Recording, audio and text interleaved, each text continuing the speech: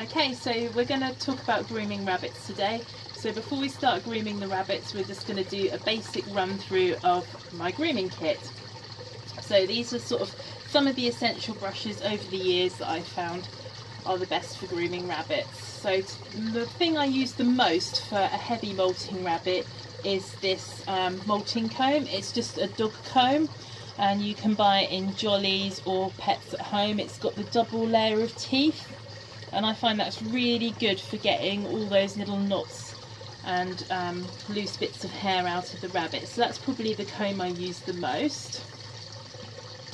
Next we have a toothbrush, not for cleaning their teeth, but it's really good for getting in under their chins and like around their eyes, because it's really nice and soft to get all that fine hair groomed out. So that's a really good useful thing to have.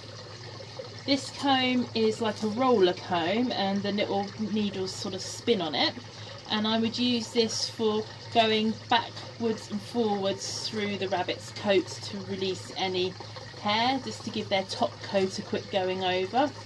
So I sometimes use that, but it's more for rabbits that aren't molting too much.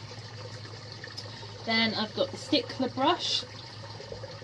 Mainly I would use this on their back feet, so I'd use it all over the feet and down the sides, and it's really good for getting any loose undercoat out, and I'd use it on their tummies as well. But again, you just need to be careful with it because it can be quite sharp, so you just need to use it on their tummies and back feet mainly. Then I have my nail clippers. This is just a standard pair of normal, I think they're dog clippers, for doing their nails. I have some cotton wool, which is good for wiping if they've got runny eyes or sore eyes or like crust around their eyes. You can just wet your cotton wool and wipe that away, or if they've got messy bottoms. And then some scissors if I need to trim any hair around their bottoms, or any long hair. If you've got a long hair breed and you want to trim them a bit shorter, it's probably best if you have round-ended scissors, so it doesn't you're not likely to cut them. And next I've got a spray bottle.